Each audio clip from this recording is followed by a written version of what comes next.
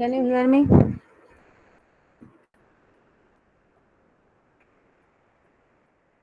Okay.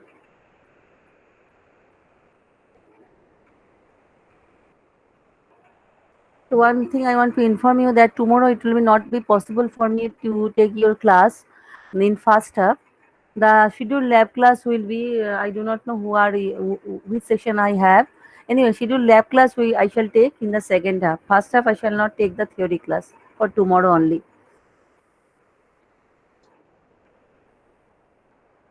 No, it may be of section A. Then I have one lab class tomorrow. It may be of section A, not maybe of tomorrow you. Okay. So don't no need to bother for that.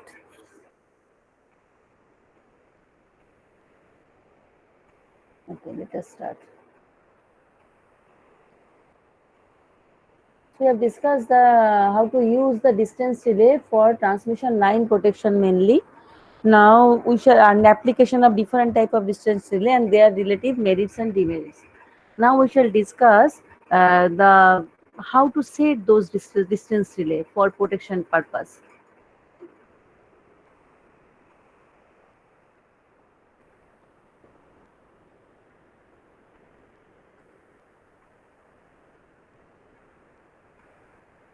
Can you see the screen?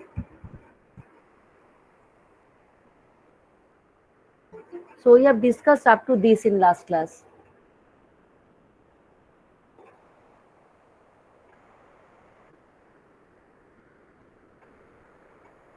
This relay control circuit you must learn.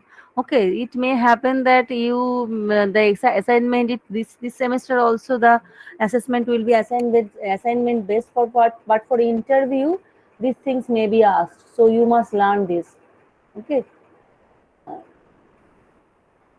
because these are the basic concept of protection, and you have grand viva also this semester, so for that reason you must learn these things.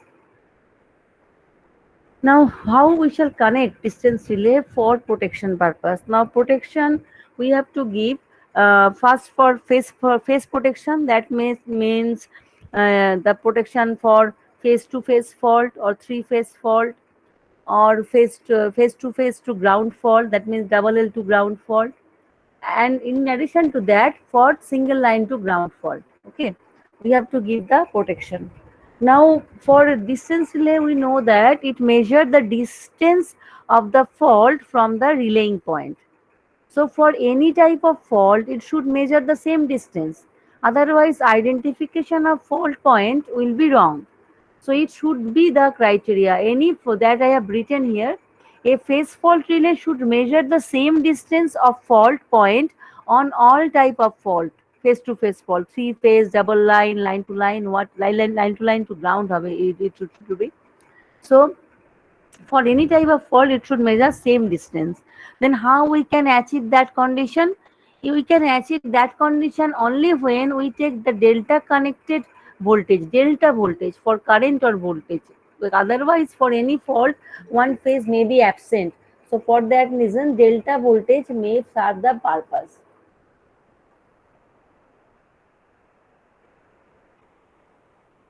So this will be the delta voltage. This for A between A and B phase, BA minus BB will be the relay voltage coil voltage of the relay voltage coil, and it will be the current of relay current coil. So in that way, and you must remember all the impedance will be measured will be the positive sequence impedance. Relay cannot measure the negative sequence impedance. Okay. So we have to note that one also. It will be needed for earth fault protection. So what will be the connection? This type of connection is also asked in examination. Okay. So you must draw it yourself, not only see and keep it aside. That is that you see this is very easy. Actually this is relay impedance. If this is voltage coil and current, this is the voltage coil, this is the current coil, then obviously current through the relay coil will be IC minus IA for C phase, IB minus IA for IA minus IB for B phase, in this way. So it is obviously delta connection. One delta connection winding is taken in city, and from there actually we have to feed the current accordingly to the three phases. Okay. So similarly from PT we have to take in VAB, BC and CA instead of the phase voltages.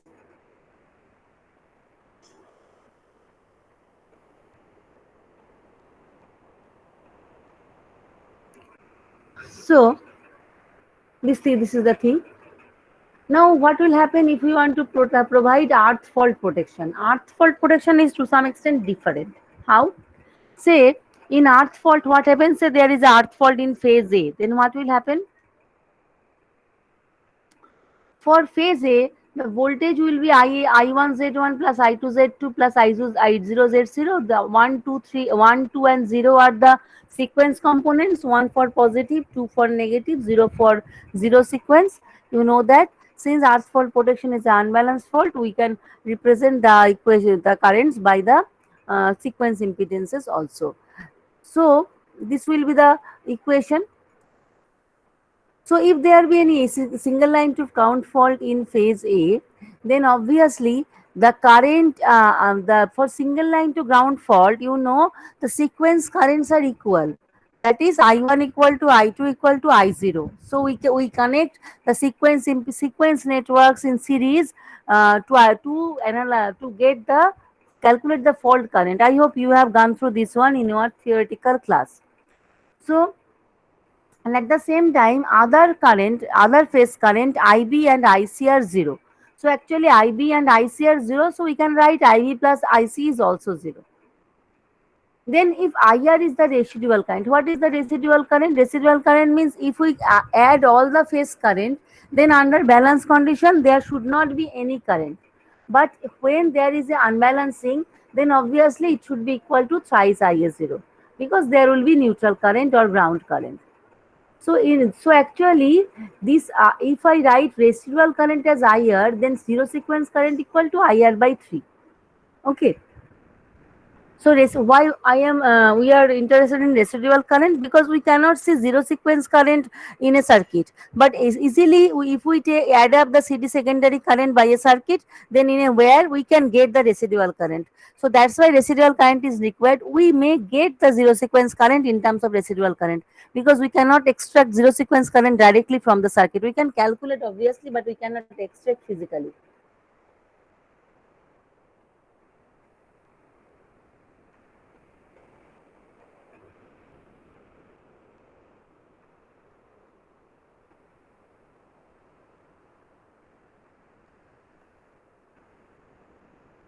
So for that reason, actually when there is a earth fault, we need zero sequence current. We have to relay need to sense that one. So that's why it is required. Then obviously for transmission line, you know, the positive sequence impedance is equal to negative sequence impedance. But zero sequence impedance is somewhat higher than positive or negative sequence impedance. Generally minimum 1.5 times of the positive and negative positive and negative sequence impedance. So we can write as if Z0 equal to KZ1, where K obviously is greater than 1. Then the A phase voltage we can write, we can replace the I1, I2, I0 by we can replace the Z1, Z2 by the Z0 by their Z1 only. So Z1 will be remain Z1, Z2 will maybe replaced by Z1 and Z0 will be replaced by KZ1. In that way, we can get one expression of VA in terms of Z1. Why it is required? Because relay will sense positive sequence impedance. So relay will sense only the impedance, but what impedance is it is sensing? What ratio it is sensing? That we have to analyze. Then we can represent, or we can say explain it um, which fault it is actually uh, identifying. So that's why if we represent the A phase voltage in terms of Z1, then in bracket you see there is I1, I2, I0 along with IR by 3 into K minus 1. Now I1 plus I2 plus I0, when there is a fault, then it is always positive sequence in the phase current of A. So it is IA. So IF, now for the earth fault, you say VA equal to Z1 IA, right? But what will happen if it is there is no earth fault, it is other phase fault, then obviously simply it is Vm equal to Za into I1, because in that case there will be no residual current. So since there is a earth fault, since there is a zero sequence current, so there is a another component is coming with the current to make to make it equal to the phase current, which is which can relate the positive sequence impedance with the voltage. So relay is measuring this impedance only. It is not measuring voltage or current. It is measuring the voltage appeared at PT and voltage current appeared in CT ratio of that only. So actually, what is it? It is measuring actually. It is measuring VA, ratio of VA and IA plus KRIR, not VA and IA only. Okay. So in case of if you want to provide, implement an impedance relay to provide earth fault protection, then if you feed the relay current coil only with IA, then then your protection will be wrong, because during earth fault Z1 is not VA minus by IA, but VA by IA plus KRIR. So you have to add this additional current in the current coil. That means the current coil should be compensated by some additional current, that is KRIR. Okay. Now what is KR? K minus 1 by 3, that is the mathematical part. So when there is a earth fall, then Z1 is V1 by I1 plus KRIR instead of VI by VA by V by I, right? So what is the difference between ordinary fault and phase fault? Phase fault, we cannot provide the current coil, only the IA, phase current. We have to give some extra current. What is that extra current? KR plus the residual current. What is the residual current? Residual current is coming from the summation of all CT secondary, right? So here the phase current has to be compensated by a fraction of residual current to obtain the positive sequence impedance. So simply what is the residual current? Residual current actually this current, summation of all current. Here actually summation of all we are getting here. So instead of writing every time the summation of all current, the term is residual current, nothing more than that. Now you think for see, for the A phase fault, we have to energize the voltage and current coil with these two voltages, these two parameters. Voltage coil should be energized by VA. So it is very easy. We can provide it through PT. Now current coil should be energized through IA plus KRIR. So IA we can easily energize, but we have to add some other part, KRIR. KR is more than 1 generally. You see K is more than 1. So KR is, KR will have some value, not more than 1, maybe or may not be, because generally K is more than 1.5. It may be 2 also, it may be 1.75 also, but K is greater than 0, we can say.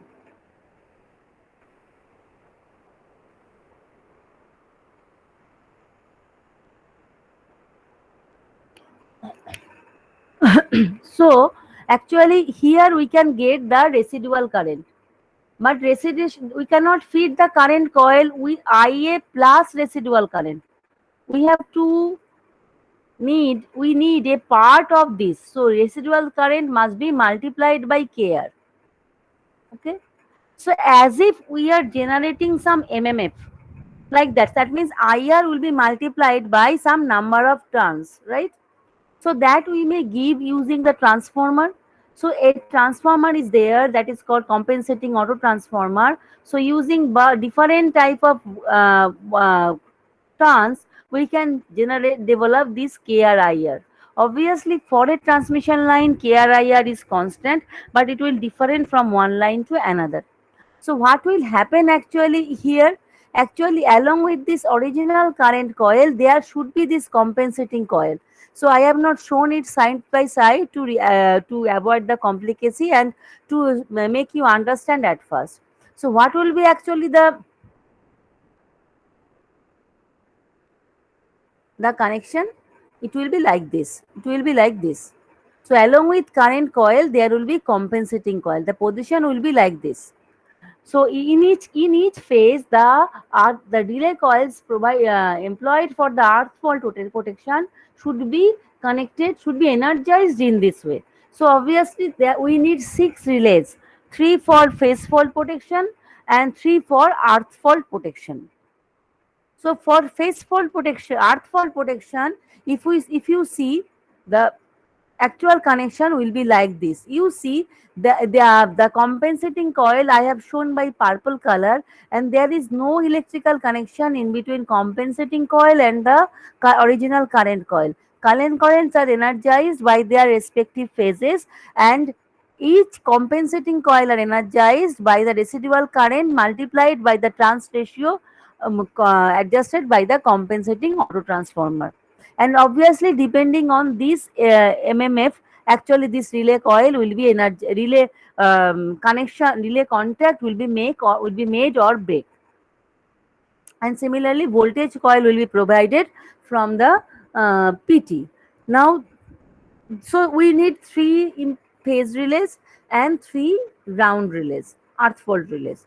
Nowadays there is a complicated impedance relay is also available, where there is a provision of to set it as a earth fault relay at the same time as a phase fault relay. Then obviously there is some switching procedure where this compensating prototransformer may be de-energized during phase fault and may be energized during the earth fault. I have not shown those I have not seen show you that complicated connection. I have only given you information about that may be also available. Here this relay connection is only for earth fault protection, and this relay connection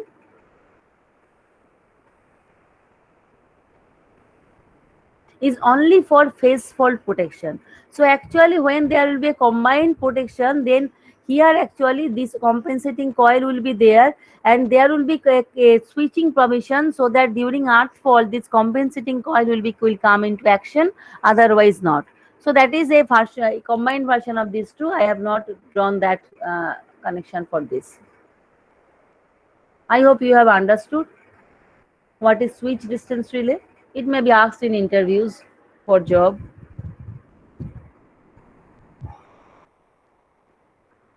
Yes. So next is universal relay torque equation. It is nothing but a common equation through which we can represent any type of relay, right? So here, if we represent it by a overcurrent relay, then obviously for overcurrent relay, this term is not there, this term is not there. The overcurrent relay is current operated and controlled by the control spring. So restraining torque is given by the spring only, and the operating torque is given by the current coil.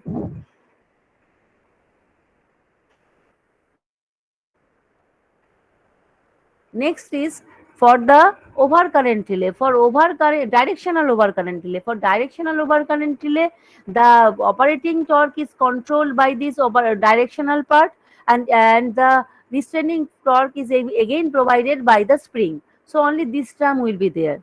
In my note, directional overcurrent relay and the normal overcurrent relay may be absent. So I hope you can derive this from the universal relay torque equation. It is generally asked in examination what is universal relay torque equation, and derive a particular relay for there from there. So if it is asked to derive the directional overcurrent relay from there, then obviously K1 and K2 is 0 there, K3 and K4 is absent, and obviously K4 is negative because K4 is providing the restraining torque, and K3 VI cos theta minus tau is providing the operating torque. Next, for impedance relay generally the spring torque is neglected because there is a more strong restraining torque is present there. For ordinary impedance relay, for ordinary distance relay, it is a overcurrent relay controlled by the voltage. So it is a overcurrent relay with voltage restraints. If you see the note, it is written there. So from there we can get one equation of impedance. So impedance, if it is crosses a particular value, goes below a particular value, then it will be tripped, otherwise blocked. Similarly, reactance relay, if you see, reactance relay is a overcurrent relay, but directional restraint. So from directional restraint, we can get the equation that z theta sin theta equal to constant. This mathematical derivation I am not explaining, you know it. You can do it. If you cannot do it, then tell me in next class. So z sin theta will be constant. Z sin theta means x. So if x is constant, then it is reactance relay. Similarly, for Moore relay is a directional overcurrent relay, voltage restraint. So voltage restraint, from there we shall get one equation of say 1 by y equal to k2 by k3 by k2 cos theta minus tau, or y cos theta equal to constant. Since y cos theta minus tau equal to constant, that's why it is called in Moore relay. But if we come from here, then we shall get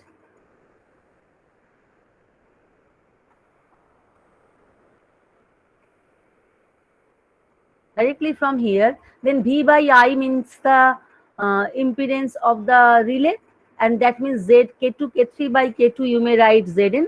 So ZR equal to Zn cos theta minus tau on the verge of operation, otherwise Zr is less than Zn cos theta minus tau.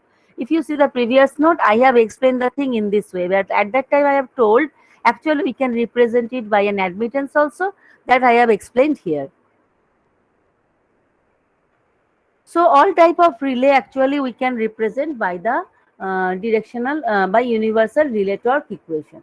And obviously differential relay is a special type of overcurrent relay, nothing more than that. Now next is power swing. Power swing is not in your syllabus in that extent, and it is not beyond the scope of discussion also. Anyway, you should know that this, now what is power swing actually. From swing it is clear that there will be a variation in power in the system.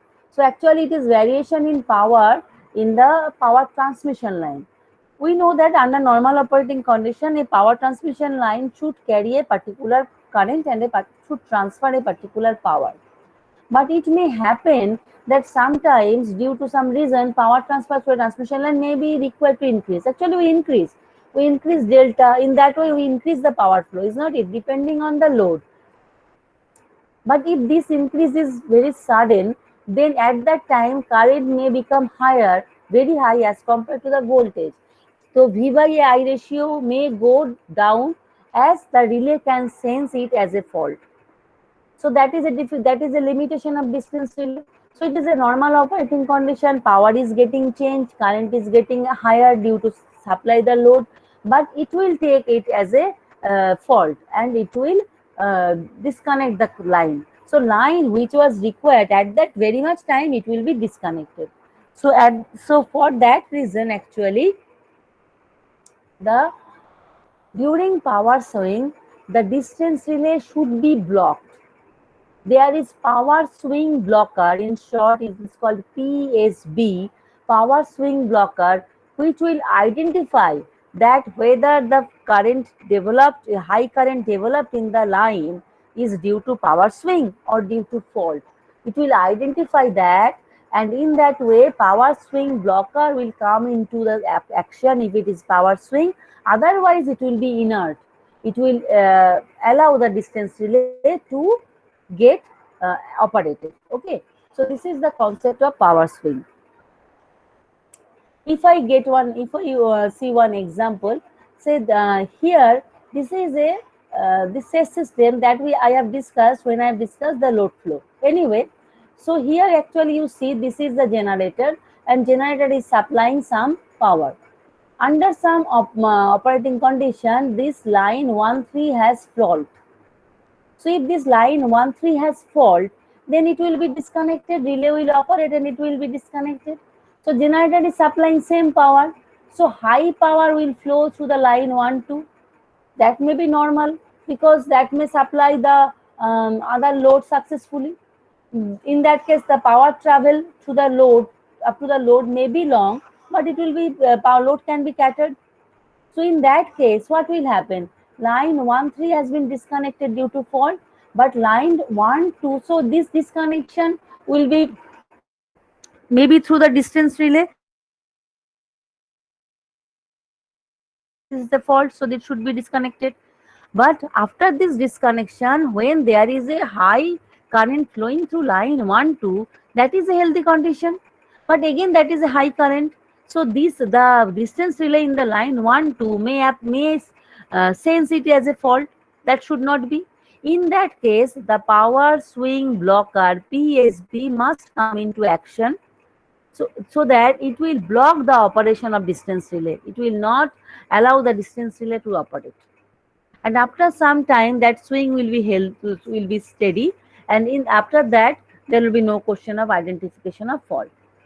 So now during the power swing, depending on the swing also, distance relay may operate, may not operate also.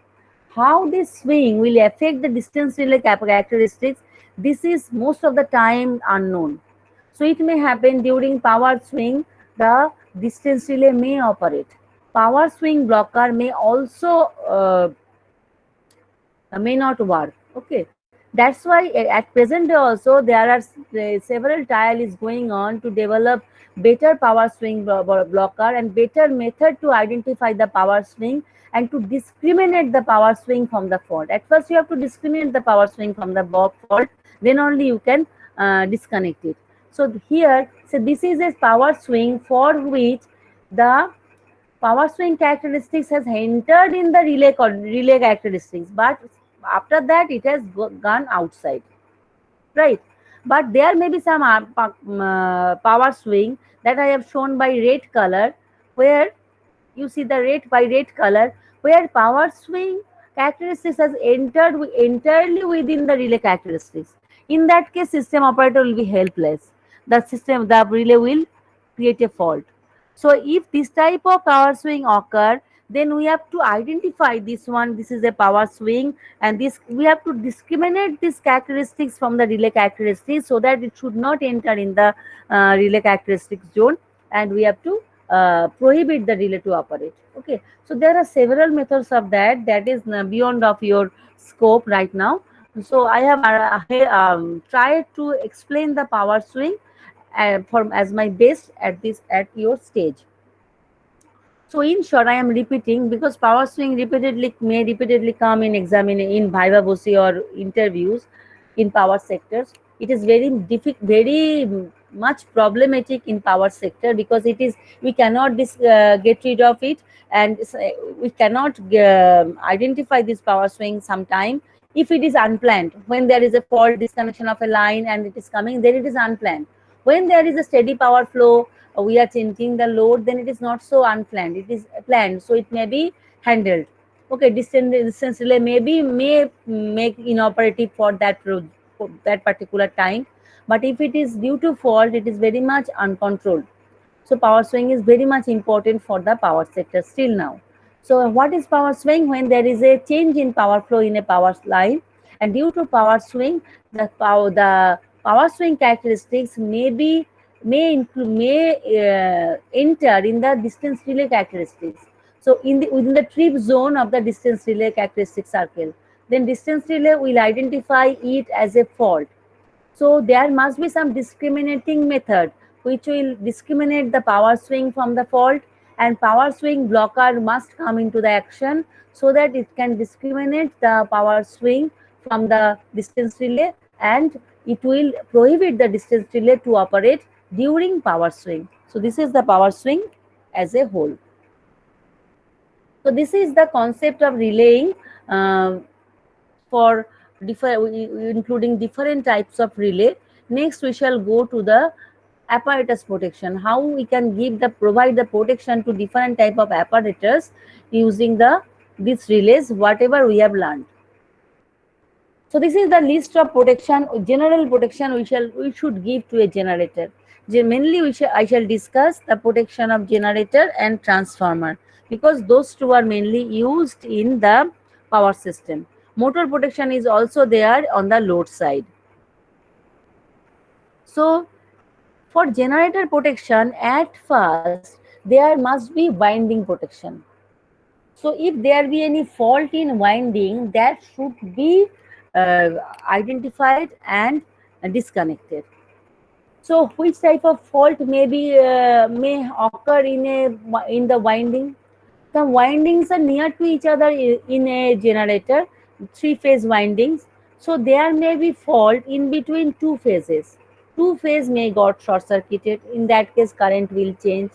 One phase may be connected to earth. Within one winding, one portion of the winding may be short circuited. One part of the winding may be grounded. So there may be different type of fault. I have chosen some major type of that, so that we can understand that. So this is stator winding interphase fault protection. Interphase means if there be any fault between the A phase winding and B phase winding, then it can identify that. For this type of protection is also called March price protection. And obviously, since we are trying to protect a zone of the apparatus, only the winding. That's why percentage differential relay is used. Why percentage differential relay? Because very small, we shall overlook if the fault current is very low or the difference between the current is very low. Because always there will be a try to not to disturb the apparatus very much. Otherwise, if you withdraw a generator from the system, then the stress of the system in the system will be increased. And always power systems are stressed because generators are provided economically. There is no excess generator is given that if there is fault in one generator, another generator will serve the purpose. That scope is not there because economy is also involved. So actually, if this is the generator I have marked by G, then you see restraining coil is the horizontal one. Restraining coil is fed from the both side of the winding, and operating coil is fed from the summation of the currents. Okay, why? Because if there be any fault in the interface, then summation of current will be disturbed. Otherwise, summation of current is zero. So when there is a fault, then one current will flow to the operating coil, and if it is more than the restraining torque, then the relay will operate. Okay. So whatever I have is discussed, what is the irradiation operating coil, how it will be how the torque will be developed. That is not written in this slide. That I have discussed when I have discussed the differential relay. So if it is asked in the examination that explain the stator winding, how stator winding fault interfault protection will be provided, discuss the method, then you have to discuss the operating principle.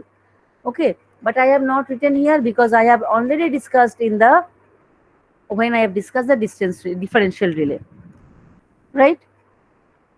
Now one thing, say percentage differential relay is used, then how much percentage bias should be fixed? Here the percentage bias will be fixed very low, 1 to 5%, not 30 to 20 to 30%. Because here on the input side of the winding and the output side of the winding, current will be same ideally. But this percentage bias setting will be 20 to 30% when we shall apply it to the transformer. Because in transformer, if we see the winding protection, one winding is star, another winding is delta. So in that case, there will be a huge current change in primary to secondary. In that case, bias setting will be more. In case of generator, bias setting will be less. This type of question repeatedly asked in a gate, this type of examination in viva posts and interviews. Okay. So when you learn the relay, you must understand, and along with that, you must think about that. Everything is not written in the note. It is not possible to write. Now, stator winding ground fault protection. How we can give the ground fault? For ground fault, obviously the operating coil should be energized by the neutral city, because there will be ground current only there when there is a current in the neutral. And restraining coil will be supplied from the other cities. Then only ground fault protection may be provided. Now, what is the limitation of March price protection? I am not reading it out, you read it. Actually, what happens if this ground fault is very near to the earth, say here, then sometime it happens that neutral current does not increase. This neutral current does not increase so much. So it is not possible to identify the current, identify the fault. So this is the limitation of the much price protection for earth fault protection. So this much of winding will remain unprotected, because for this much of for fault for this area of winding, the protection system cannot identify that. So this is the limitation that I have written in the next slide.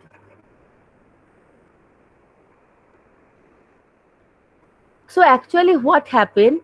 So in an alternator, there may be phase fault, there may be earth fault. So this is the earth fault. Earth fault current is shown by red color and phase fault current is shown by dotted lines. So actually for phase fault, there will be circulating current.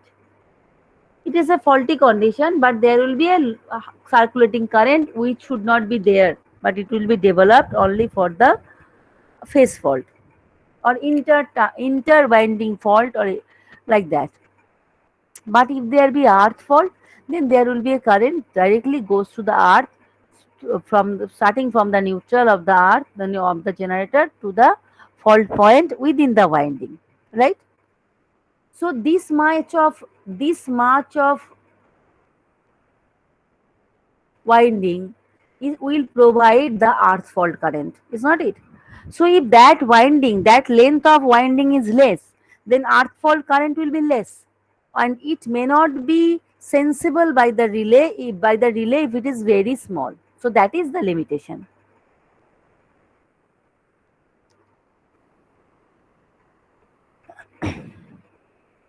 So actually, if we assume that this much of winding is the P% of the winding, if total winding is 100%, this is the P%. So the thing is like that, at the P% of the winding, there is a fault, and for that reason, current is flowing, right? So now this is the P% of winding. So how much voltage is there? P into V. So this much voltage actually gone to zero. And for that reason there is a current. Then what is the current? Earth fault current. PV by Zn, right? So V is the total winding voltage. That means the rated voltage of the generator. So PV by Zn will be the ground fault current. So required the star delta conversion we can do. Now, if the relay pickup current is I, then it should be provided by CT ratio. Then how much percentage of the current is winding is not protected, that is P, that we can calculate depending on that if we know the relay pickup current. Then from there we can calculate how much percentage of the winding remain unprotected, right? So P% remain unprotected, 100 minus P is remain protected. Why it is required? When we set a protection system, then we must do this calculation. If we do, generally up to 5 to 10% winding is maybe kept unprotected, but not beyond that. So that for that reason this calculation is essential, because this relay pickup current most of the time we cannot get it as per our desire, because the relay available in the market has some specified rating, so we cannot go beyond that. So for that reason, in that way we have to set Zn, we have to set we can set only Zn. By that we can control the P. Zn how we can control? By providing the extra resistance. Okay, that we obviously give to control the earth fault current in case of generator. This is one example. I am not explaining that one. It is the same way that uh, I have discussed. Only the values are given, and from there, actually, we want to protect 10% of the winding. But so for 10% of the winding, if we calculate, Zn is coming this much. Calculation or checking you do yourself. Zn is coming this much. Okay, but the alternator impedance is this one.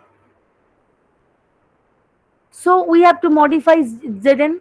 So if we give the resistive grounding, then we have to provide this much of resistance, this much.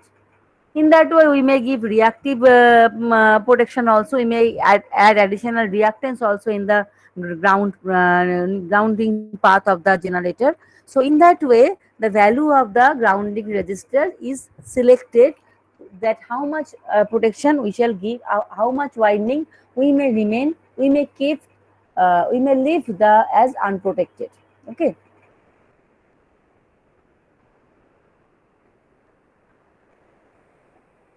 Then stator winding inter-turn protection. It is not possible to give protection at every turn. It will be very costly and very difficult also, because you have to access the winding in that case. And can you understand it how much it is difficult to access every turn of the winding of a generator? So it is not possible. So generally it is given as 50%, 50%. So actually generator winding is given as a 50% protection, divided into 50 as at half and half, and then current is sensed by the relay, and differential protection is not sensed by the differential protection is given. And when the two currents are same, obviously in that case there will be no current in the relay. If the currents are not same, then current will flow, so differential protection is required. So actually for any type of winding protection we give the differential protection, and in this case there is no required of any restraining coil, only that ordinary differential relay will be sufficient.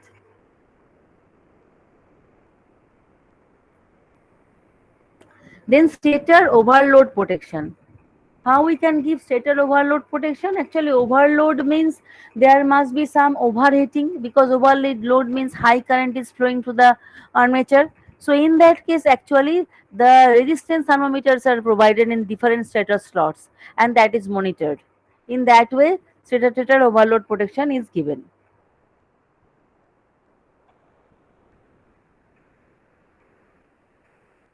Then over voltage protection. Over voltage protection is also required. If there be any over excitation, excitation current is more, field current is more, then there will be over voltage issue.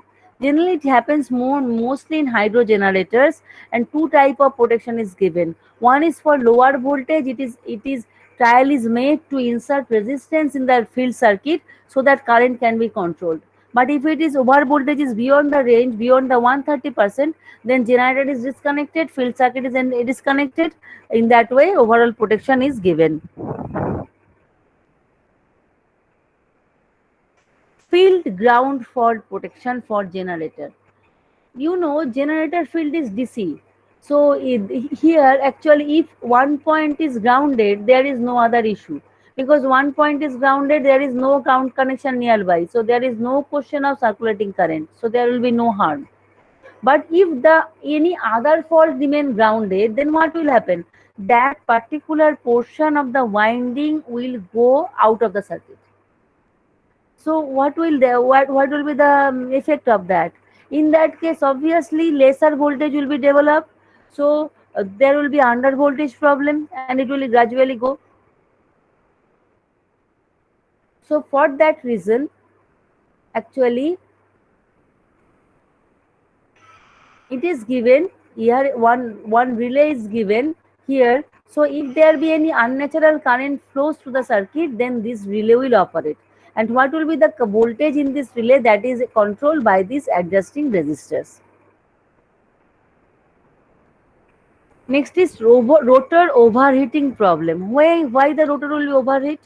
Actually, if the current is unbalanced in stator, then actually double frequency current will be created in the rotor core, and that will create the overheating of the rotor. How the double frequency current is created, I hope you have learned in your, when you have learned the three-phase synchronous generator, you review it and derive it yourself. Then when there is a double frequency current, then obviously there will be a heating of the rotor. So double frequency current means unbalanced system, so there will be negative sequence current in the rotor side, in the stator also. So if there be any negative sequence current in the stator, that will create double frequency current in the rotor, and rotor overheating will be there. So for that reason there is a scheme, so that it will sense if there be a negative sequence current in the stator. So if there be a negative sequence current, a relay will be energized by that negative sequence current. Okay, and here direct the armature type overcurrent relay may be used. Okay, so if that relay will, if that negative sequence current is goes beyond a limit, then it will operate. Okay, so here there is no need of the IDMT relay. Here the relay will be the instantaneous overcurrent relay, because this is a very serious issue. When the negative sequence current is high beyond a certain limit, then it should operate, because overheating may be there, a minimum unbalance will be maybe there, but if this unbalance is very major, rotor overheating is very high, then it should be disconnected in this way. So this is one application of instantaneous type overcurrent relay. Okay. Generally, whatever application we have seen in case of transmission lines, they all are IDMT type relay.